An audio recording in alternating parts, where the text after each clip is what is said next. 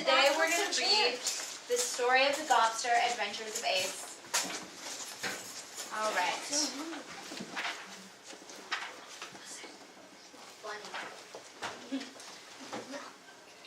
In the morning, Ace awakes to the smell of Mother's fresh pancakes. With one great leap, he's on his feet, and now he heads to his breakfast seat. He's through the hall and down the stairs when he's stopped by a familiar glare. What's he looking at? Yes. The TV. He's captivated by an attractive glow of his favorite morning TV show. It isn't too long before his eyes begin to ache and he forgets about his mom's sweet pancakes. It is rhyming. Feeling tired and sluggish from his shows, Ace struggles to put on his new school clothes. Looking at the clock, Ace knows he's late, but his mother's breakfast is still on his plate. Uh-oh. Looks like he forgot to eat breakfast. He grabs a handful of food to eat and rushes to the bus stop where all the kids meet. Now he's sitting on the bus, and he's surrounded by his friends, but it's on his headphones where his tension ends. Ace's friends reach out to him more and more, but his biggest concern is his next video game high score. Think his friends miss him? No. No? Yeah. Okay, well, let's find out. Probably not. Maybe. Maybe. No. Probably not. Ace's buddies let him know, as any good friend would, that they miss him a lot, but maybe he didn't miss him as much as he should.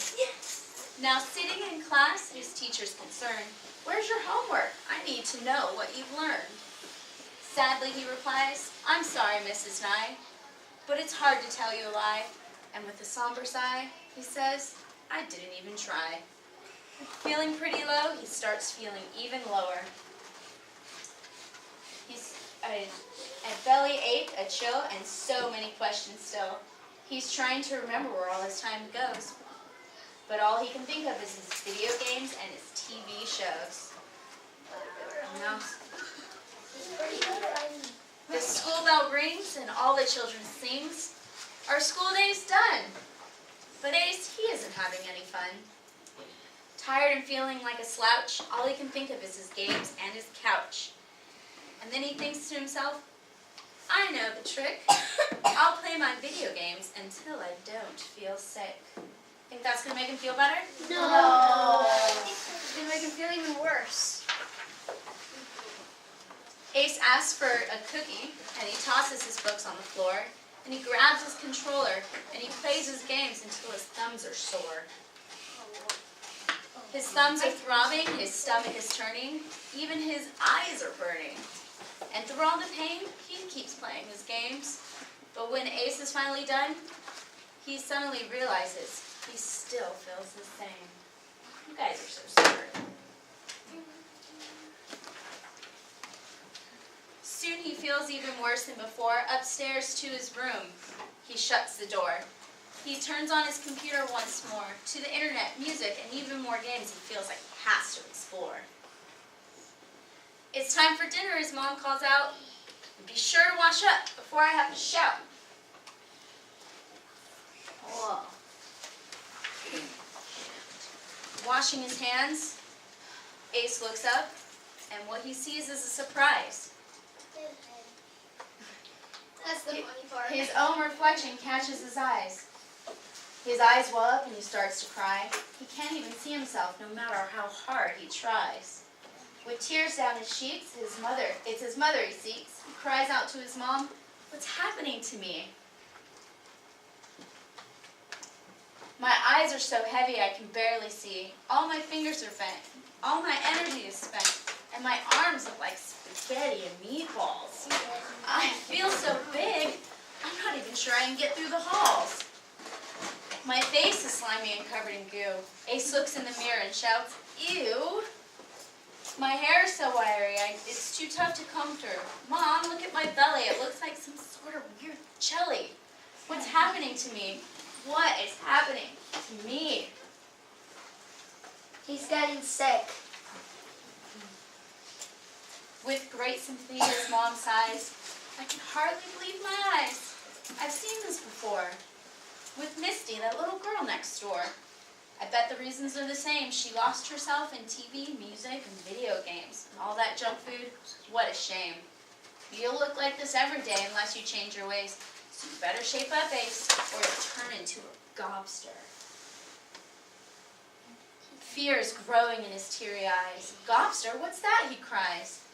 And Ace's mom replies, "A gobster is what becomes of anyone who sits too long on their bums.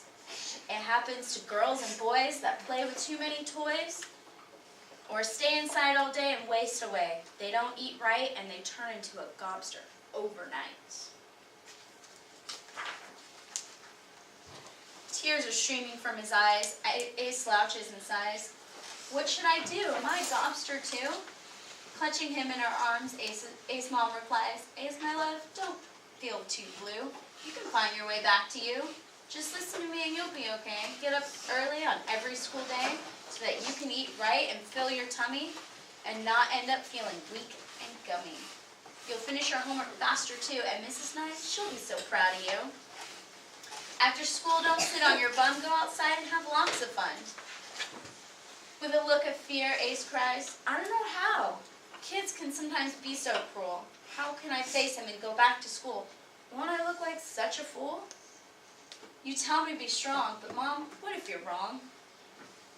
To that, Ace's mom, she smiles a lot. She says, "My dear, I know I'm not." While walking to school the next day, Ace felt pretty darn gray. He said, "What's up?" to his friends, and to his surprise, they smiled and they said, "Hey." He's feeling a little bit better, and he begins to smile when he realizes he can see his face. So he jokes and laughs with his friends like one big, warm embrace.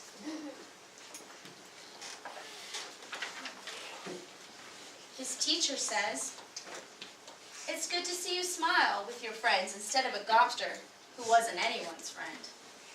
Feeling full of energy, he follows his friends to their favorite tree. He climbs the branches and feels the breeze. After lunch, it's time for class. He participates, and joyfully he smiles when his paper says he passed. Feeling stronger than ever, happy and more clever, the time came when he realized he could see clearly from both eyes. His fingers weren't bent, and his skin wasn't oil-coated. When Ace got home, he burst through the door. He shouted to his mom, "I'm not a gobster anymore." Mom smiled and hugged him and said, "Now that's my boy. Way to use your head." Later that night, while lying in bed, Ace looked up to the sky, anticipating all the things he might try. His mom tucks him in and kisses him goodnight and tells him she's so proud of him that he's doing things right.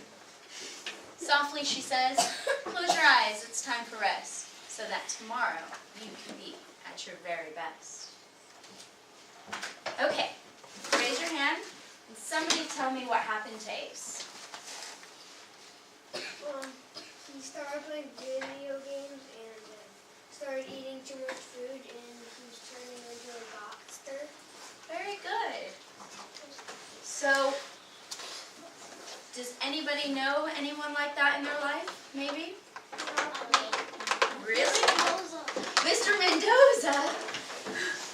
Is that true, Mr. Mendoza? There was one time that I hurt my hand so bad I had both thumbs in splints for like 3 or 4 weeks because I played games so hard.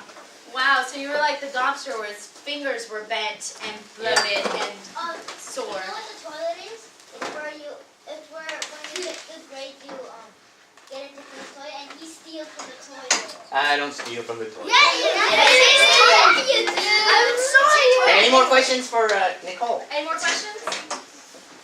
Yes. How did you become an author? That's a really good question. Well, I was inspired by people who were not hanging out with their friends and not hanging out with their family, and they were getting sad and detached, and I decided to write a book. And it took me a few years, but I finally got it. And I don't know if you know this, but this is my own stepson. He is now 15, but when I wrote this, he was 10. And he was a gobster himself.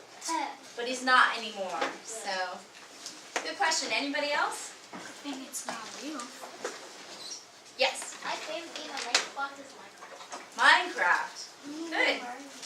Yes. My favorite game on PS3 is Black Ops 2. Black Ops 2. We play that at home too. Yes. Have you ever seen Gobster? I see it all the time, actually. Because being a gobster is It's not fun. choices that you make that lead to a problem. So, a lot of people have problems with playing too many games or eating not right or being on the computer too long. And they miss out on living with their friends and family. Yeah. My favorite game is new. Ooh, it's called Destiny. Ooh, I've never heard of that one. It's where you shoot aliens and destroy their robots. Destiny's a Well, good game. when you get close to the end of the mission, it shows you this picture of some sort of human or something. And when you die, you just restart all over again at when you begin. But when you start the mission and it's at the beginning, and you don't restart, it doesn't show the picture. That sounds like a really interesting game. I played it with my dad who lives close to Sacramento. Oh. See, sometimes you Close. can use games to actually bond with your friends and family.